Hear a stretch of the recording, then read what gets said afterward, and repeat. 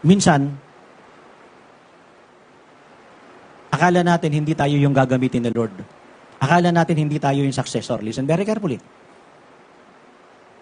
Kasi ang tingin natin para tayong si Gideon. Si Gideon kasi ang tingin niya sa sarili niya, hindi siya qualified.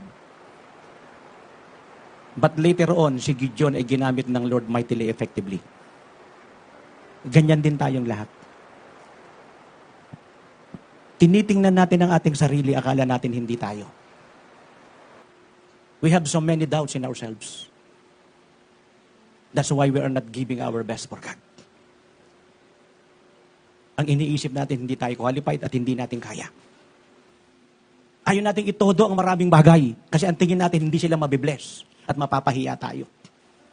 Ayaw natin gawin na isang bagay, ang tingin natin hindi tayo karapat-dapat. Ayaw natin ibigay yung the best kasi ang tingin natin may persecution. Pero hindi natin alam, mabibless si Lord. Mabibless ang maraming tao.